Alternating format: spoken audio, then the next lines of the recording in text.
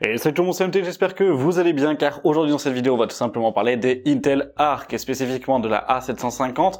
À l'occasion des presque maintenant 2 ans de sortie de ces dernières, souvenez-vous, elles sont sorties donc fin septembre, début octobre 2022, et ben Intel nous annonce maintenant à l'heure actuelle donc une nouvelle génération de cartes graphiques, les Battlemage, qui devrait arriver sur cette fin d'année, voire début de l'année prochaine. Mais la question étant, c'est est-ce que finalement ces cartes graphiques sont toujours assez intéressantes? Est-ce qu'au niveau du marché, elles trouvent réellement leur place face à différentes concurrentes, en sachant que aujourd'hui on a vu aussi certains constructeurs et des nouveaux constructeurs arriver sur le marché européen sur ce type de carte-là et exclusivement sur ce type de carte-là, avec des placements tarifaires qui étaient quand même assez agressifs et ultra sympas. Moi personnellement, ça fait 2 ans que j'utilise en fait cette carte-là dans différents PC, dans différentes configurations et à différentes thématiques aussi au niveau de l'usage. Donc je vais aussi en même temps vous faire un bilan sur cette carte graphique, cette dernière, un côté un petit peu aussi avis sur le marché et de savoir est-ce qu'aujourd'hui en 2024 c'est intéressant de pouvoir partir sur une A750 ou A770, et on verra aussi un peu la partie future finalement avec les Battlemage. Bref, sur ce, je vous en ai déjà trop dit. Si vous aimez ce type de vidéo, et ben n'hésitez pas à me le dire directement en commentaire, à mettre un pouce bleu, et puis à vous abonner, à activer la cloche de notification pour être au courant de toutes les prochaines vidéos. Mais avant d'attaquer cette vidéo, 2 petites choses. Lundi dernier, j'étais en stream sur Twitch. N'hésitez pas à me rejoindre si vous avez des questions. Si vous voulez qu'on parle tech, si vous voulez qu'on dérive en fait sur d'autres sujets, ou en fait simplement faire du gaming en fonction. Mais si vous avez des questions sur différentes de mes vidéos, ou que vous voulez souhaiter avoir en fait à ce moment-là des avis ou autre, et ben n'hésitez pas à me rejoindre sur Twitch. Je fais un live tous les lundis, je vais m'y fixer, et après en fait ça sera des lives aléatoires que je vous annoncerai en fait sur mes différents réseaux sociaux, mais en tout cas ça sera tous les lundis soirs sur Twitch dessus, donc n'hésitez surtout pas à ce moment-là en fait à y passer, le lien est directement en description. Et puis ben pour tous ceux qui le font, merci beaucoup, et je vous dirai à ce moment-là à lundi prochain. Et cette vidéo est sponsorisée aussi par le partenaire de la chaîne qui est VIP Ursidiki, donc je vous mets un timecode si vous souhaitez passer à la sponsor. Je vous laisse vous servir votre meilleur petit café si vous connaissez déjà, et puis je vous dis à dans une minute pour parler des Intel Arc. C'est parti. Et donc là on se retrouve sur le site de VIP Ursidiki. Nous, ce qui va nous intéresser, ça va être les clés Windows 11 et Windows 10. Windows 11 Pro, vous l'avez pour 27 €. Windows 10, bah ça dépend tout simplement de votre version, donc ça c'est vraiment à sélectionner en fonction de votre système d'exploitation. Vous avez les deux qui sont disponibles. On revient sur Windows 11 Pro parce que c'est celle que j'ai besoin. Elle est à 27 €, mais avec le code MHT18, je le précise, vous avez 25% de réduction. Ça vous fait la clé à 20,25 €. Moi je vais passer par PayPal pour la partie paiement. Vous le voyez, c'est effectué assez rapidement. On va directement se retrouver dans le centre utilisateur, afficher la clé, puis obtenir la clé. Là vous avez votre clé d'activation. Pour ce faire, après on va directement dans les paramètres d'activation de Windows. Vous allez faire ajouter une clé pour vous. Moi je la modifie pour ma version. Après vous la copiez, coller directement dans l'espace de la fenêtre prévue pour, et votre Windows est activé pour 20 € grâce à VIP Ursidiki. Et voilà, la sponsor étant terminée, on va directement attaquer dans le vif du sujet. Pour ceux qui ne le savent pas, sauf si vous vivez réellement dans une grotte, Intel nous ont proposé donc il y a 2 ans, en fin 2022, donc fin septembre, début octobre 2022, une gamme de cartes graphiques donc dédiées pour la partie gaming, pour la partie travail multimédia, et en même temps pour une partie aussi bureau. On a pu aussi les retrouver ces gammes de cartes graphiques directement dans la partie PC portable. Donc autant vous dire que Intel s'est vraiment lancé dans le marché de la carte graphique, et pas du coup de la meilleure des façons, parce que malheureusement ça a pas fait énormément de ventes, ça a fait quand même un petit flop si on peut dire ça, parce que au niveau des attentes de façon globale, les performances étaient pas réellement au rendez-vous, les drivers étaient pas réellement du coup ce qu'ils devaient faire et être totalement finalisés au début de la sortie, même si d'un côté le placement tarifaire de ces cartes graphiques là était ultra intéressant à l'époque. Souvenez-vous, on était quand même en 2022, donc on avait quand même des prix qui étaient quand même assez élevés en fonction des cartes graphiques, et c'est vrai que ces cartes là, que ça soit du coup la A310 qu'on pouvez retrouver aux alentours des 300, enfin des 180 € plutôt, ou la A750 qui était aux alentours des 250-260 € et la A770 qui était elle aux environs du coup des 350 à 400 €, clairement elle faisait le taf et elle rivalisait réellement en fait avec leurs concurrentes, que ça soit d'AMD ou que ça soit d'NVIDIA. Mais aujourd'hui, qu'est-ce que ça donne? Aujourd'hui déjà, ce qu'il faut savoir, c'est que sur le marché elles reviennent de plus en plus, et on se retrouve avec des cartes graphiques qui sont faites par exemple par d'autres constructeurs comme du Roku, etc. Et c'est vrai que ces constructeurs là, on n'a pas l'habitude de les voir. Donc déjà au niveau de la partie clientèle et commerciale, c'est quand même assez dur sûr finalement pour en fait j'allais dire le commun des mortels et les personnes qui ne connaissent pas réellement d'aller vers ce type de carte là. La A310 finalement elle est quand même assez utile en fait dessus et elle est quand même finalement assez cool pour tout ce qui va être PC bureautique dans le cas où vous souhaitez faire un petit peu de Photoshop ou autre en fait en même temps avec un petit peu de traitement d'usage ou avoir une machine vraiment plutôt typée multimédia mais avec peu de performance notamment en gaming. La A750 et la A770 c'était beaucoup plus dédié sur la partie gaming et la A770 elle avait deux déclinaisons, une 8Go et une 16Go. Autant vous dire que Intel avait quand même assez été ambitieux finalement sur l'aspect en fait gaming, mais aujourd'hui qu'est-ce que ça en est réellement? Moi personnellement ça fait 2 ans que je l'ai. J'ai un collègue qui a la 770 aussi, qui lui en fait en est très content en fait de façon globale et le pourquoi du comment c'est que d'un point de vue performance, les performances de ces cartes n'ont fait que évoluer en 2 ans. On n'a clairement pas perdu, les drivers ne font que s'améliorer, on a vraiment en fait une évolution constante au niveau des drivers et au niveau de la partie FPS qui fait que finalement ces cartes elles sont toujours maintenues. Là où justement on en parlera après, c'est quid du futur et jusqu'à quand et à quel moment on va arriver sur la limitation matérielle où le driver ne servira presque plus à rien en fait à ce moment-là. L'un des déboires que l'on avait aussi finalement sur cette carte là c'était le fait qu'elle n'était pas réellement adaptée pour les anciens jeux et finalement pour les anciennes technologies et qui étaient beaucoup plus faites pour en fait les nouvelles technologies ou les technologies actuelles. Ce qui fait que sur certains vieux jeux on avait beaucoup moins de performance et on avait des bugs, notamment je vais prendre différents MMO comme World of Warcraft ou autre, alors que du coup sur les récents comme du Call of ou autre elles étaient largement passables et qu'elles fonctionnaient très bien. Mais donc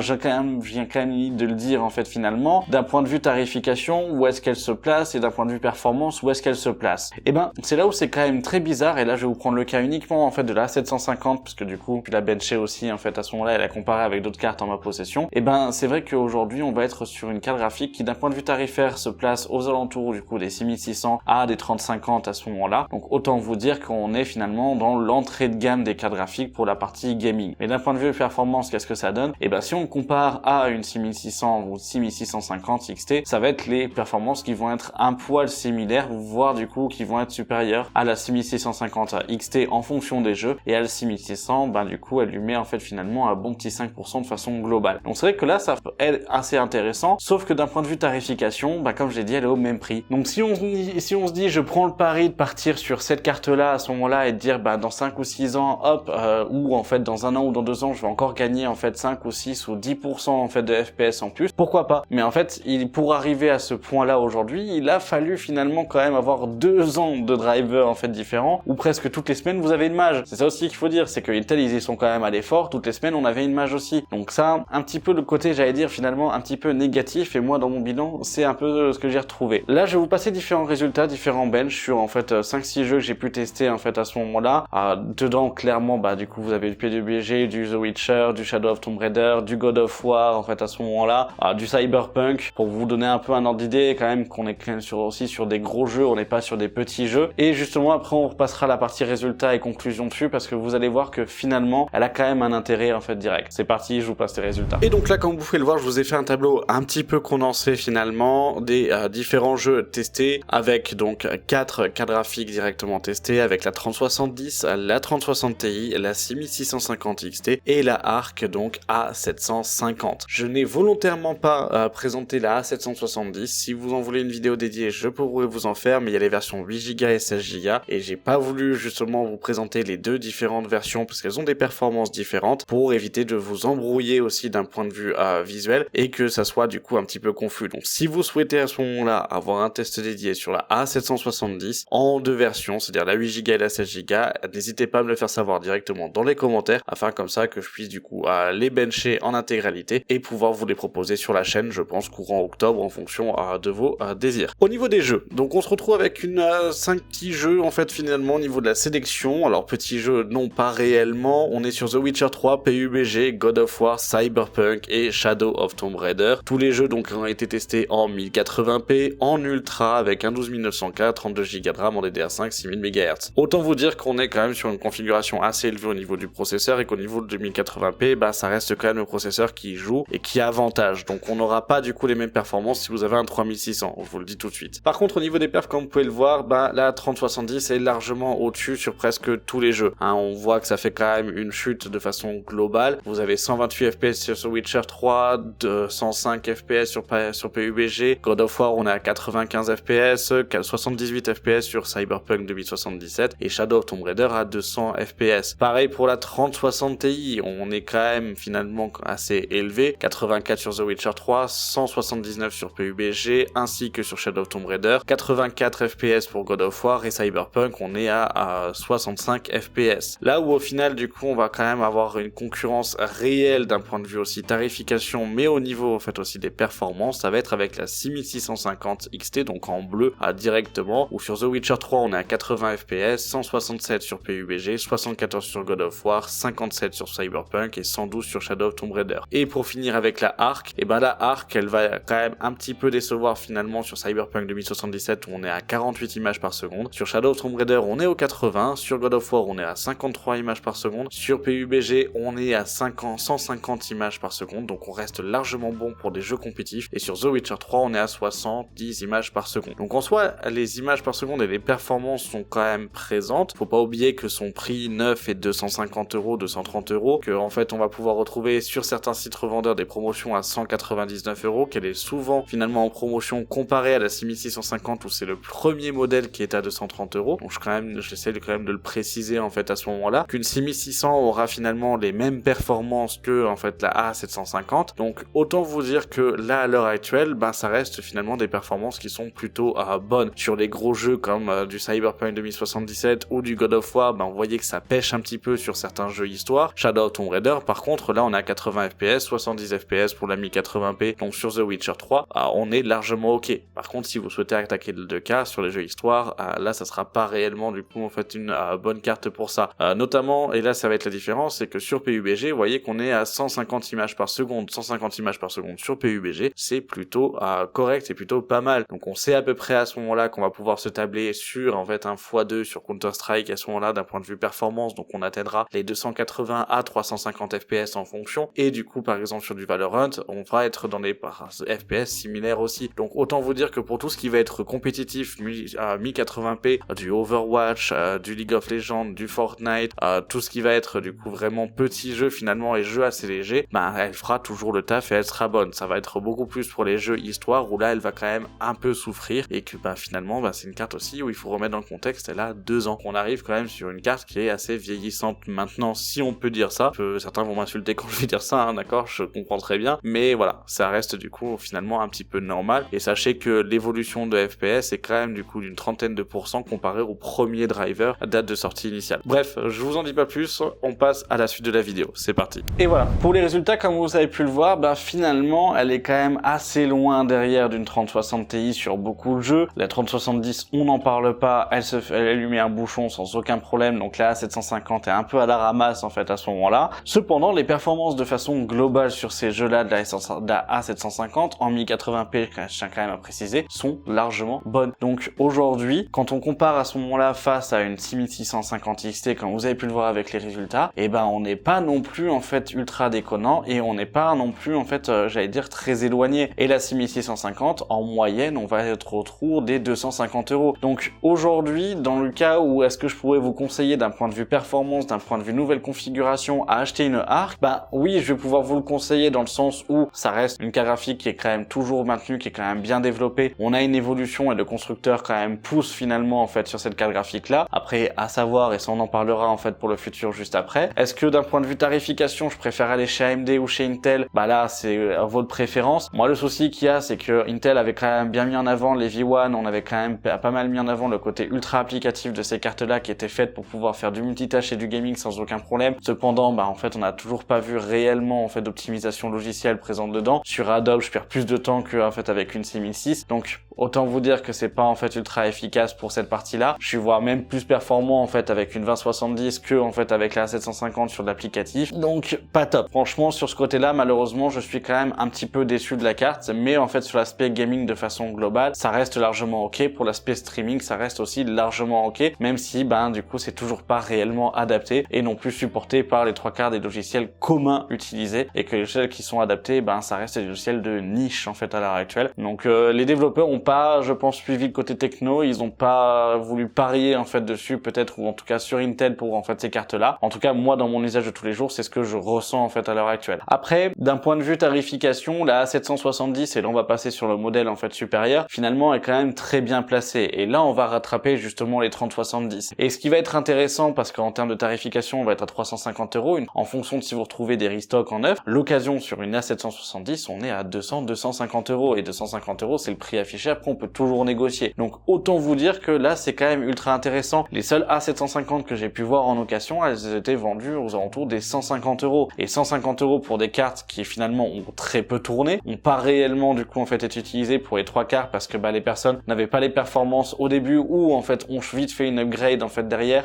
ça peut valoir le coup pour des petites configurations par exemple à 500-600 € ou faire simplement une upgrade d'une petite machine bureautique pour pouvoir en fait à ce moment-là faire un petit peu de jeu en fonction en fait dessus. Là ça va plutôt être le cas sur ce type de carte graphique là et ça va être plutôt l'intérêt en fait de ces dernières. D'un point de vue FPS, comme vous pouvez le voir, que ça soit la 750 ou autre, finalement ça reste quand même largement bon. Donc pour moi du coup je suis pas réellement en fait choqué et je suis pas du coup déçu en fait de cette carte là parce qu'elle répondait finalement vraiment à un besoin en entrée de gamme pour la partie gaming et aujourd'hui elle est toujours actuelle, même 2 ans après sa sortie, les FPS et les performances sont quand même au rendez-vous. Mais alors qu'est-ce que ça donne d'un point de vue évolution? Est-ce que aujourd'hui quand on entend l'annonce de Battlemage, en sachant que Intel est pas réellement dans une bonne position financière avec les problèmes des processeurs en fait à l'heure actuelle, est-ce que aujourd'hui je peux me dire ok je vais miser sur Battlemage, ok je vais faire ça, ou est-ce que je les attends ou pas? Moi personnellement, du fait que finalement je suis quand même content en fait de cet achat là, que je suis content en fait de cette gamme là, je vais attendre Battlemage et je vais m'en procurer une et je vous en proposerai un test sur la chaîne. Ça, la seule différence c'est le pourquoi du comment, c'est que aujourd'hui même si Intel va mal ou autre, au vu de la partie progression, au vu de l'évolution en fait de ces cartes graphiques là, aujourd'hui que ça soit en fait des constructeurs de chez AMD, de chez Nvidia ou autre, on n'a pas autant d'évolution sur les drivers, on n'a pas autant du coup en fait de prise de matériel et même s'ils nous sortent une carte graphique qui au début ont les drivers qui sont pas en fait au top, il suffira peut-être d'attendre 3-4 mois en fait à ce moment-là avant du coup de l'acheter pour pouvoir avoir réellement du coup en fait des bons drivers. Et ça je parle sur la base du coup en fait de Battlemage. Battlemage finalement va arriver théoriquement sur fin d'année, début d'année 2025, donc clairement c'est quand même ça arrive vite. Après aujourd'hui, est-ce que vous devriez acheter du coup cette petite arc, que ça soit du coup la A750 directement chez Intel ou en fait de constructeur? Et si vous avez un petit budget du coup à ce moment-là pour une configuration et que vous voulez partir sur une carte graphique et sur une config gaming mais aussi en fait un petit peu de multimédia et miser sur le côté technologie de l'EV1 et de l'implémentation sur différents logiciels, je vous dirais que oui ça serait en fait intéressant plutôt que partir sur une 6600 ou une 6650X. Si c'est uniquement pour du gaming en 1080p pour du compétitif, à ce moment-là partez sur une 6650 XT, là ça sera peut-être plus pertinent, surtout en fait en termes de tarification. À moins que vous trouviez une A770 en occasion à 250 €, là par contre je peux pas vous dire en fait de partir sur une 6650T, partez sur une A770 qui l'éclatera du coup et qui l'éclate d'un point de vue performance de façon globale. Donc là c'est vraiment en fonction de là où vous allez acheter. En occasion une A750 comme je l'ai dit, on va pouvoir le retrouver aux alentours en fait des 150 € et clairement des fois on a des produits qui sont presque du coup en fait neufs et qui ont très peu été utilisés et que c'est vrai que c'est quand même assez intéressant. Et j'ai beaucoup de personnes qui paraissent assez déçues finalement en fait de cette carte là et je vous comprends pas réellement quoi en fait aujourd'hui. Je tiens à préciser quand même que cette vidéo n'est absolument pas en fait sponsorisée par Intel, ils sont absolument pas au courant que j'en parle, clairement pas. Mais c'est vrai que dans le côté déception, je peux le comprendre sur le fait que l'implémentation logicielle de ces cartes là n'ait pas été fait correctement par les développeurs des différents softs aujourd'hui et que finalement elle est un petit peu en retard ou qu'elle est pas en fait non plus 100% exploitée sur beaucoup de logiciels sur du multitâche. Pour la partie gaming, c'est vrai qu'elle a été prévue pour en fait du milieu de gamme et de l'entrée de gamme de performance et ce sur quoi elle respecte encore en fait les specs et que finalement elle évolue. Donc moi aujourd'hui, oui ça restera du coup une bonne carte graphique, ça reste un bon choix. Si vous ne souhaitez pas partir en fait chez AMD pour X ou Y raison mais que Nvidia est trop cher et que vous voulez avoir une configuration qui finalement soit en milieu de gamme ou en entrée de gamme, à ce moment-là ça va être les arcs qui vont rester encore en fait assez viables sur le marché. On en retrouve sur Amazon ou autre, vous avez des designs aussi qui sont quand même peu communs et qui sont très agréables visuellement. Donc ça en fait à ce moment-là vous pouvez y aller aussi dessus. Mais voilà, pour moi ça va être un petit peu tout. J'attends de voir du coup si Battlemage quand sortira, si en fait on aura réellement une différence au niveau des perfs et dans tout cas je la jetterai pour pouvoir vous en proposer un test sur la chaîne. Là où ça va être différent en fait aussi, c'est que j'espère qu'à la sortie de Battlemage ils vont pas nous nous arrêter tous les drivers sur ces cartes-là et nous faire un produit qui sera mort, parce que ça, c'est possible, et ça ferait vraiment du coup en fait enquiquiner les gens, hein, pour pas dire autre chose. Mais autant vous dire que si ça se passe comme ça, bah là par contre du coup il y aura un gros coup de gueule à frappe, parce que c'est quand même créer presque une obsolescence matérielle, enfin logicielle, d'un matériel en fait déjà sorti, et finalement, comme je le répète, on sera que sur 2 ans de sortie d'une carte graphique. Donc autant vous dire que peut-être que certaines cartes graphiques seront encore sous garantie, alors que les nouvelles seront terminées et qu'il y aurait plus du coup de support logiciel. Moyen tout ça. Donc en tout cas voilà, ça c'est une petite théorie, mais vous avez un petit peu mon ressenti, je tenais quand même à vous en parler en fait directement. Si vous avez des questions, eh ben n'hésitez pas à me le poser directement en commentaire. D'ailleurs j'étais lundi dernier donc en stream sur Twitch, n'hésitez pas à me rejoindre en fait à ce moment-là. Si vous voulez qu'on fasse des tests, qu'on en parle, qu'on voit un petit peu les différentes évolutions, eh ben n'hésitez surtout pas en fait à venir sur Twitch directement. Je vais essayer d'être en live donc tous les lundis soirs au minimum en fait dessus, et après ça se fera en fait au fur et à mesure de la semaine. Donc n'hésitez surtout pas à ce moment-là. Et puis bah si vous avez aimé ce type de vidéo, n'hésitez pas à mettre un pouce bleu, à vous abonner, à activer la cloche de notification pour être au courant de toutes les prochaines vidéos. Si vous êtes possesseur d'une ARC, dites-moi et donnez-moi votre ressenti directement aussi en commentaire. Est-ce que vous irez aussi sur la prochaine génération? Est-ce que la prochaine génération de cartes graphiques d'Intel vous intéresse, ou au contraire est-ce qu'elle vous passe au-dessus de l'épaule? Dites-le moi et faites-le moi savoir à ce moment-là. Bref, beaucoup de choses, allez-y, faites-vous plaisir dans les commentaires. Et puis moi je vous remercie d'avoir regardé la vidéo jusqu'à la fin. Je vous dis à dimanche pour une prochaine vidéo sur la chaîne. C'était MT, salut!